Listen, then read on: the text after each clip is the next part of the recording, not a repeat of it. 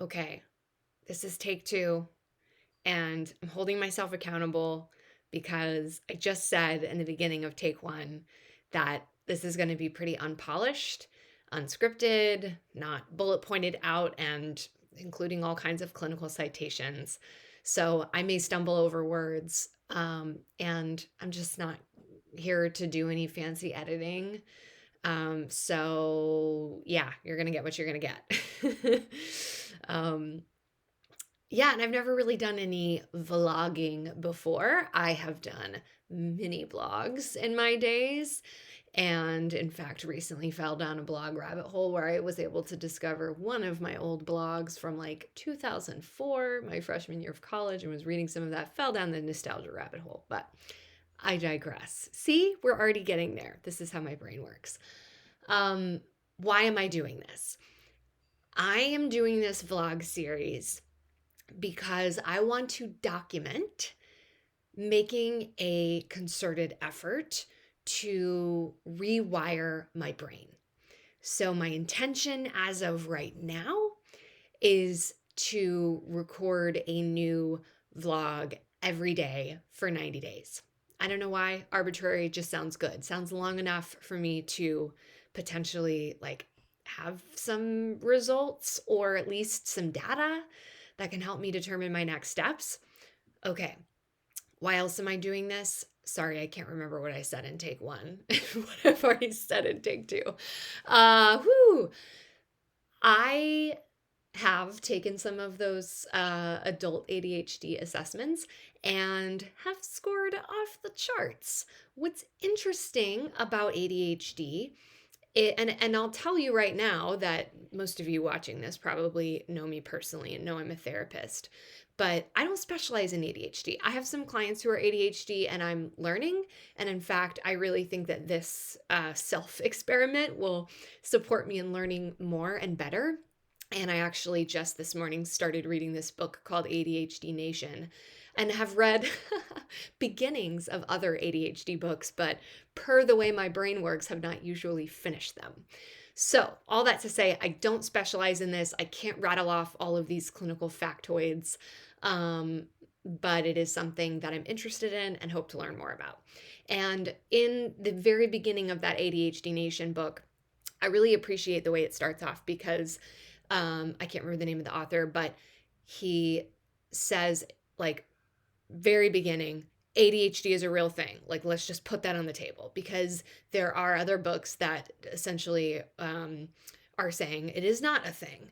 And I will say that as much as I totally honor and validate my clients' personal lived experiences with ADHD or whatever else is going on, I have this other part of my brain that's like so skeptical of Western medicine that not even just psychiatry, but like the DSM and diagnoses and like how much we tend to focus on that individual dysfunction rather than the systemic issues that cause our brains to operate the way that they do in modern times.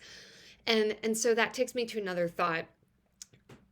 In order to have a diagnosis officially of ADHD, I can't remember the exact wording, but many or most of the symptoms should have been present before the age of 12. And that's where, and again, I haven't done a ton of actual research into this, just a little bit of poking around. But I'm really skeptical of that, at least in terms of the way that ADHD symptoms present, I think can be very present, even if that was not the case before age 12. And I think my generation and someone my age is a perfect example of that. Because when I was 12, I was really just starting out on the internet, and it was like this brand new thing that most of my friends still didn't have in their houses, and we had it because my brother was a big computer game nerd, and so before that, I had my Sweet Valley High books and my Boxcar Children and Nancy Drew, and like I could focus and read and be creative and play and explore. And yes, I had a very active mind.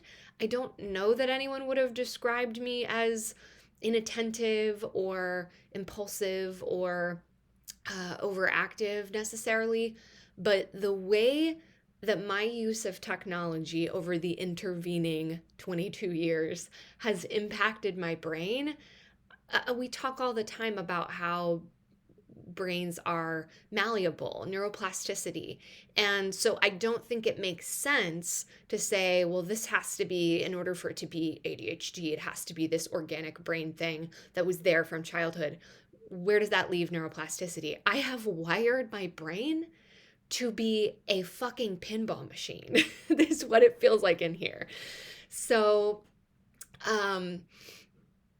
the other piece of this experiment is I've not ever sought out a formal diagnosis from someone else. I can go through the DSM criteria, and aside from that 12-year-old thing, yes, I meet criteria. But I've never sought out a formal diagnosis because, to me, well, yes, a therapist could be helping me with the behavioral pieces of it, which I've done before and continue to work on my own using all kinds of tools and support. So there's that, and I don't need a diagnosis to do that part. The other part of it, of course, is medication. And ADHD medication is tricky because they are stimulants. There's a couple that I think are in like a slightly different class that tend to not be as effective, though, for folks who just can't take stimulants, or maybe some people, those other medications are effective. I think Intuitive is one of them, or Strattera, something like that. Anyway, the classic ADHD meds, the stimulants like Ritalin, Adderall, Vyvanse, what's the other one? Starts with a C. Anyway, Concerta. But those are stimulants and they can be addictive, right? They are sometimes taken recreationally. They can be abused. They can be abused as appetite suppressants. They can cause anxiety because they're stimulants. So, and I used to be confused about I thought I was an anxious person, but really I think that feeling comes from the pinball machine of my, let's just call it ADHD. So that said, I've never pursued medication. I worry that I would like it too much. I took one dose of, I think it was Adderall, it was one of the stimulants, when I was a lab rat in a UCSD study on eating disorders, and they wanted to see kind of what does the PET scan look like without that, and what does the PET scan look like with that, and someone who's recovered. And I can't remember why specifically they were studying that. This is before I was done with grad school, so I was just trying to make some extra money and enjoying a trip to San Diego. But anyway, took a dose and remember because I had to sit in the waiting room before going back into the PET scan, and I had to just entertain myself while it kicked in. And I had brought my computer, and I was so freaking productive. I still remember what I worked on. And I was like, oh no, don't ever take this again. You're going to like it too much, and you're going to get hooked on it, and you're going to need it to function. And that scared me. Because for people who truly do need a stimulant medication to function, and I've met some people who do need that, by all means, why would you ever allow yourself to be, unless it was an issue of access, you just couldn't access the medication or a prescriber. If you had the option of functioning well in life versus functioning not well at all, of course, function well, take the medication. Side effects, whatever, potential side effects, there's times where it's just worth it. And that's the case for many folks I know who are on antidepressants as well, that there are some people who really don't experience many side effects. And I'm like, hallelujah, awesome. And then there's some who do, but they're like, you know what? It's worth it because I'm still here. And I don't know if I would be without this medication. So psychiatry still to me feels like this game of trial and error. And now there's this genetic testing, which is less relevant for ADHD because there's just fewer options. But with something like depression or anxiety, where there's so many options and it's such a game of trial and error, there's this genetic testing that's pretty accessible because I know a lot of people who've done it, clients and otherwise. And it can tell you, based on your DNA, this is what this medication we think you would do better with than these other ones, which is so cool. And it's really helped some people, I know, find medications that work well for them. So anyway, but I do think largely the field is still a lot of trial and error. And the other thing that this ADHD Nation book was saying was that, of course, there's this like crazy explosion of diagnosing kids with ADHD. And I think some stats it was throwing out was like maybe 5% of kids have ADHD, but then like 1 in 7 are leaving high school with a diagnosis of ADHD. And I get that that sure as hell sounds like overdiagnosing and overprescribing. However, where does that fit in with the modern use of technology and how that is very much rewiring our brains? I can't imagine if I'd had a smartphone and all these apps throughout like high school and middle school, like my brain, it just would be a complete cloud. I can't even speak to imagining that. And it already feels that way a lot of the time. Like, I wish I could walk you through, and I'm sure I will share some of this as we go along. But like, for instance, this morning, let's see if I can, last night, even starting last night, I'm sitting in bed with my Kindle, which I really like because I don't have to like physically hold a book. I like sometimes physically holding a book, but especially in bed at night and having to like have the night light and the holding it while you're laying down. So this is really nice to hold in bed, and I turn it on the black screen so that I'm not getting hardly any light from it, which is great.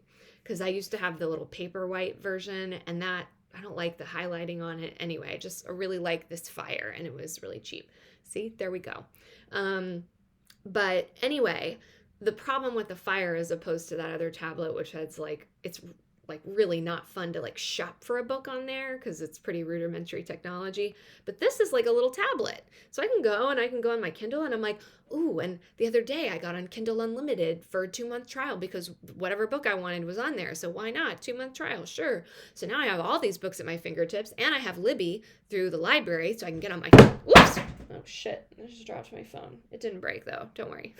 I can get on my phone and pick up Libby and see, well, what ebooks and audiobooks can I get on here? And I can keep adding things to my bookshelf, and I can go on Kindle Unlimited, and I can see what's there, and I can see what's on sale for $2.99 a month on the Kindle monthly deals. And I can and then I spend all of my time in bed. Instead of reading, I am shopping for books, which is the story of my life, really. I love reading. I love the idea of reading. I used to love reading. And now it's like my brain can barely slow down enough to digest the words. All that said, I want to go back to something I was saying about functionality. Why I've not pursued medication up to this point. It's because I can function pretty well, right? So I'm not in that class of people who's like, listen, just do it. Like, it's not even worth equivocating on or doing all this research or whatever. But for me, I am able to function fairly highly, I guess. But I also know that it's not pleasant to be inside my head a lot of times. And I don't know. I have this obsession with sort of living into my potential, and it's hard to balance that out with like, hey, you're doing enough. In fact, you're doing too many things. Versus like, yeah, if I could get a handle on this and be able to go deep, as Mr. Cal Newport tells us, deep work. This is sort of like rules for a focused success in a distracted world. So like this dude, who I think at the time of writing this book was in his late 30s and was like already a tenured professor at Georgetown University, or maybe wasn't tenured at this point, but he is now, and has like 3 children and has published all these papers and has now written like 3 or 4 books. And he has a blog, but he's never had social media, even though he's like of my generation-ish. And anyway, just has like very, very disciplined around his practices. And I'm just like, oh my God. So obviously I've been obsessed with thinkers like this, but I can never force myself to stick with those disciplines because my brain just then gets really excited about something else. Like this morning, I ended up actually reading a book about ADHD last night. That's what I ended up getting on my Kindle Unlimited.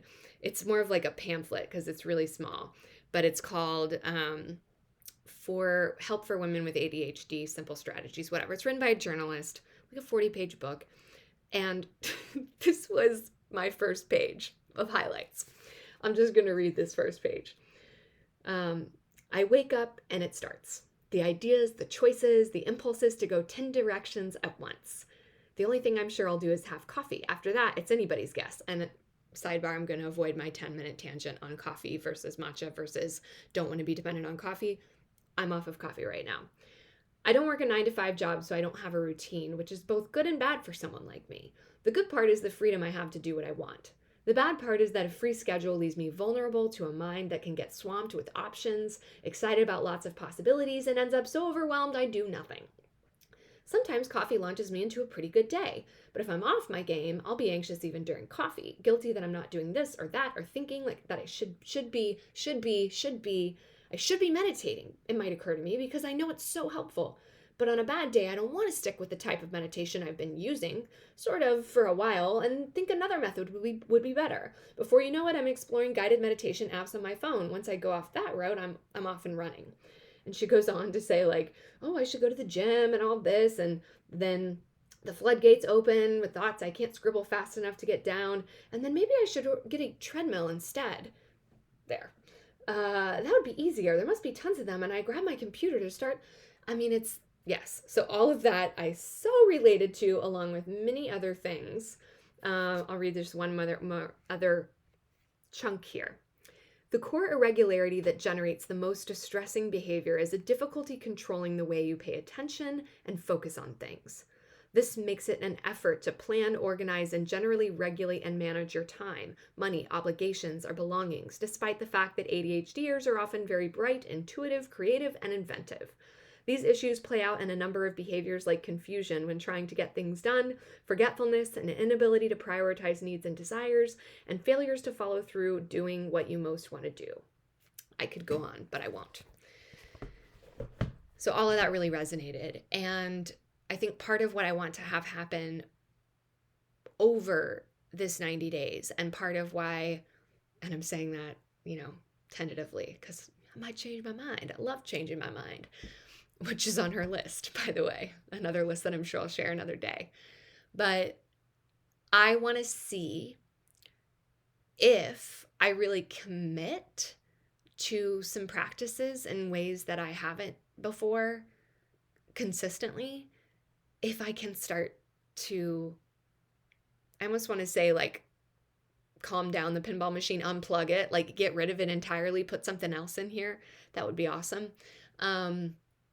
And that if I struggle to do that, even with showing up here and having this intention and working on some kind of concerted plan over the next 90 days, and I still feel the same, then I'm going to make an appointment with a psychiatrist and look at medication. Because I don't think that that's a failure. And I think that as much as, again, like, I'm a mental health clinician, but I tell myself things like, well, you just need to get it together. You just need to be disciplined. Like, what's wrong with you? And all of this stuff. Like, this is behavioral changes that need to happen. And that's true. And it's a spectrum. So some folks who are more severe, further along on the spectrum than me, need medication, period, cool. I might be further along the spectrum than I want to admit to myself. So we'll see. Again, I don't like the idea of being dependent on it, but if I function better with it, like, why would I tell someone who was like diabetic and dependent on insulin, like, well, some of us don't need that. Like, no, it doesn't work that way. So anyway, most of the videos will not be this long. I had a lot to say today, and I want to keep talking. Oh my gosh. We'll see. There's one more thing that I want to share too, which relates to what she was talking about in the book. Like, this morning as I'm kind of thinking about this video and waking up and like, oh, I'm going to do my yoga practice. But I'm like, do I want to do a yoga practice on Gaia.com? Do I want to do a Kundalini practice? Which practitioner do I want to do it with? Should I do a Kundalini teacher training? I go online and I'm researching all these Kundalini teacher trainings and looking at the dates and looking at the prices and then going, oh, what about my Qigong? I should be doing my Qigong. I should be doing my Qigong every day. I have a calendar that I should do it every day. And then, but what if I'm doing Qigong and I'm doing Kundalini and I'm doing my walking and my soul strolling and how am I going to fit it all in? And I should do all the things, right? Because if that helps, but then how am I going to know which thing helped? How am I going to know if is it the anxiety herbal supplement that I'm taking? Is it? Okay, so I know I sound crazy right now. I use that word tongue in cheek, but that's how it feels. And I just want to express that. So if anyone relates to that, or you're like, wow, this is just really interesting to watch, that sounds unpleasant. I'm grateful for my brain in so many ways. I am grateful that I'm agile and quick on my feet and creative and coming up with new ideas all the time. And I don't want to pathologize that. That's part of my struggle with this. It's like, I'm an Enneagram 7. This is just how it works. I'm all over here and it's great and it's fun and I'm excited about everything. But it's really, really hard to slow down and be still. And I want to know what that's like. I want to know if I can be my creative, excited self without feeling like a pinball machine all the time. So if you watch this, wow, cool. I don't know why, but thanks. And if you want to share any comments, I would love to see them. I'll see you guys tomorrow. And like I said, probably most videos will be much shorter. We'll see. Bye.